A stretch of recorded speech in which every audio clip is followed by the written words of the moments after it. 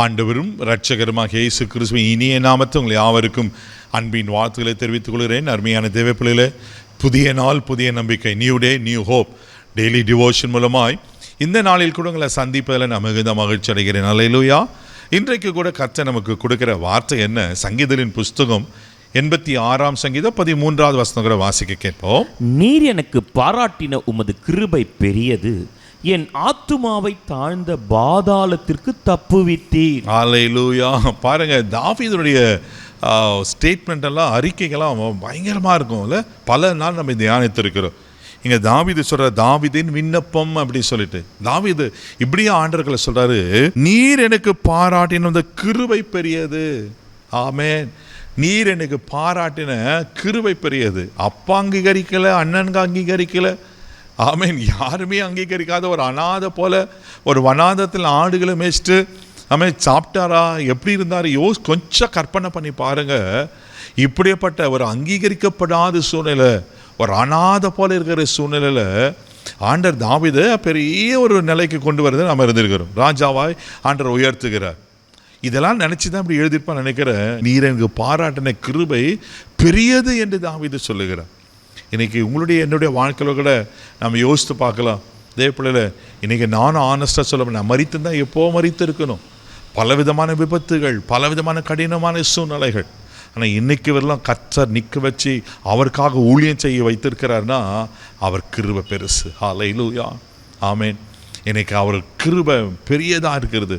ஆனால் தான் புலம்பர் 3:22-23 வாசிக்கிறோம், நாம் நிற்பதும் நிர்மலமாகாது இருப்பதும் கர்த்தருடைய சுத்த கிருபை.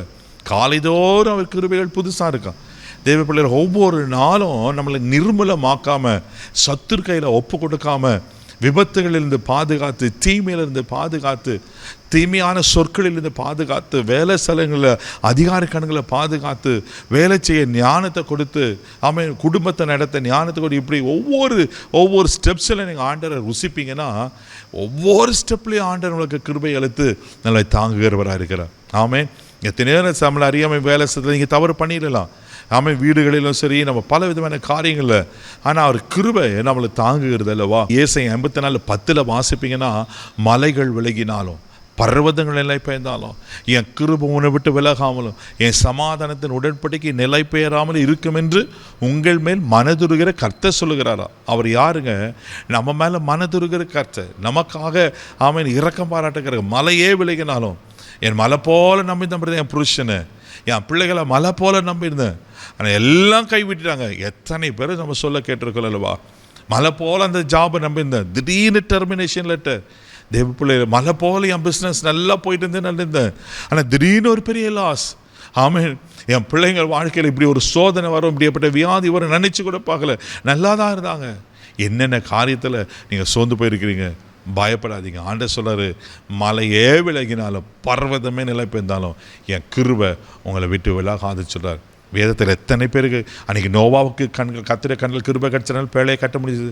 மோசைக்கு கத்திர கண்ணில் கிருபை கடிச்சதுனால இஸ்ரவேல் ஜனங்களை நடத்த முடிந்தது. மரியாளுக்கு அந்த கிருபை இருந்தனால தானே தேவகுமாரன் பெற்றெடுக்க முடிந்தது. பவுலுக்கு ஒரு முள் கொடுக்கப்பட்டது, அந்த கிருபை தானே அவன் ஜெயமாக வாழ வச்சுது. இன்றைக்கி ஆண்டவர் சொல்கிறாரு, தாவீது சொல்லுகிறோமா, நீர் எனக்கு பாராட்டின கிருபை மிகவும் பெரியது. அந்த கிருபைக்கு நன்றி சொல்லுவோம். ஒவ்வொரு நாளும் கிருபையில் நீங்கள் பலப்படுங்க. நிச்சயமாக ஆண்டவங்களை ஆசீர்வதிப்பார். கண்களை முடி நம்ம ஜெபிக்கலாம்.